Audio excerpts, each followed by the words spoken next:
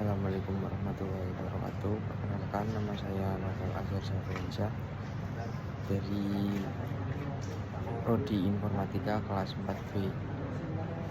Di sini saya akan mereview buku tentang pemrograman C++ mudah dan cepat menjadi master C++ dengan mengungkapkan rahasia-rahasia pemrograman dalam C++.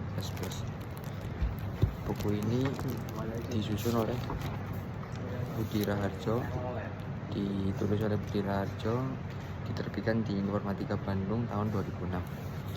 Yang pertama di sini saya akan membacakan bab pertamanya, itu tentang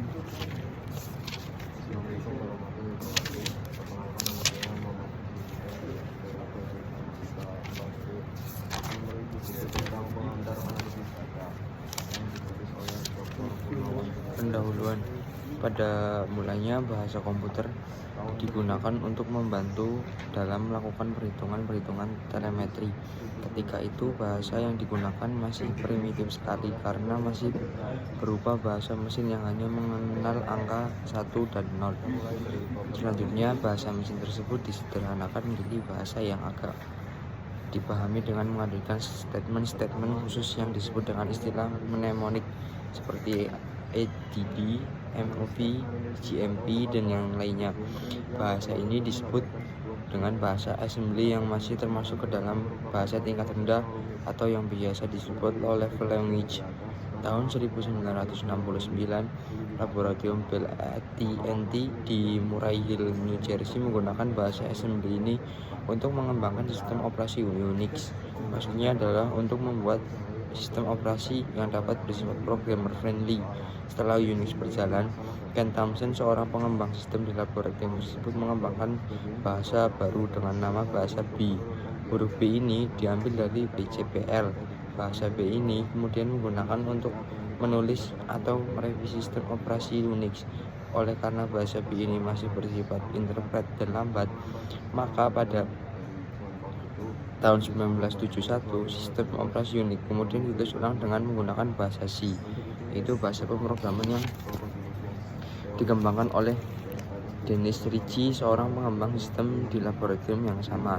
Sampai sekarang bahasa C masih digunakan untuk melakukan pengembangan program dan sistem operasi, di antaranya sistem operasi Windows. Alasan itulah yang menjadikan bahasa C sangat populer di dunia pemrograman, khususnya untuk industri perangkat lunak. Namun sayangnya bahasa C merupakan bahasa yang masih tergolong susah untuk membentuk satu objek. Kita harus melakukan banyak sekali penulisan kode. Hal ini tentu dapat dikatakan sebagai sebuah kelemahan. Untuk mengatasi masalah ini, pada tahun 1983, seorang dokter bernama Jarne Storps yang juga bekerja di laboratorium yang sama menciptakan bahasa baru, yaitu bahasa C++, yang merupakan bahasa hibrid dari bahasa C. Bahasa C++ didasarkan atas bahasa C sehingga kita dapat melakukan kompilasi program-program yang ditulis dalam bahasa C dengan menggunakan compiler C++. Keistimewaan dari bahasa C++ adalah bahasa ini mendukung pemrograman berarah objek atau yang lebih sering dikenal dengan istilah Object Oriented Programming atau OOP.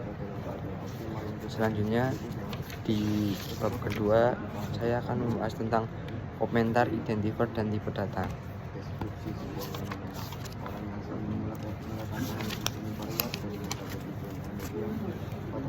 Pada setiap pemrograman, kita dapat terlepas dari penggunaan tipe data dan mengenal atau mengidentifikasi atau identifier. Kehadiran dari dua elemen ini sangatlah penting. Walaupun sebenarnya untuk program yang sangat sederhana, terkadang kita tidak perlu menggunakan identifier. Sebagai contoh, untuk program yang menambahkan sebuah teks dan bilangan.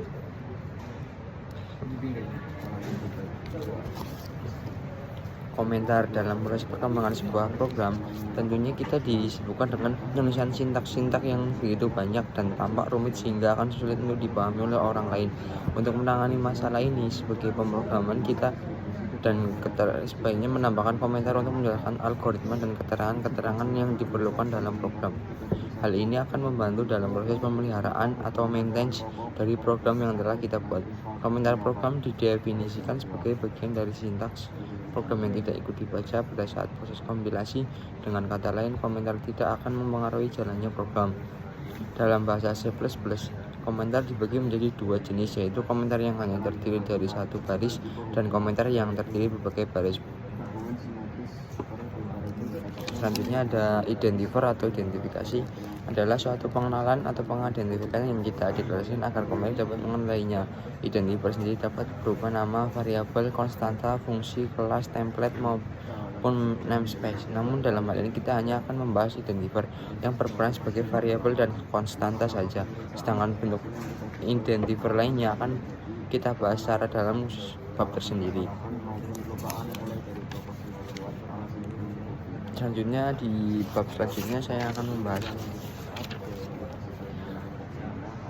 operator. Dalam pengembangan sebuah program kerap kali dituntut untuk mengidentifikasikan operasi di dalamnya, baik itu berupa operasi perhitungan, perbandingan maupun yang lainnya. Untuk melakukan hal ini, tentunya kita harus menggunakan operator. Pada bagian ini Anda akan dikenalkan dengan operator-operator yang terdapat pada bahasa C++. Penggunanya di dalam program bahasa C++ sendiri menawarkan banyak operator untuk melakukan pemecahan masalah-masalah tertentu dalam program. Di bab terakhir kita akan membahas tentang array.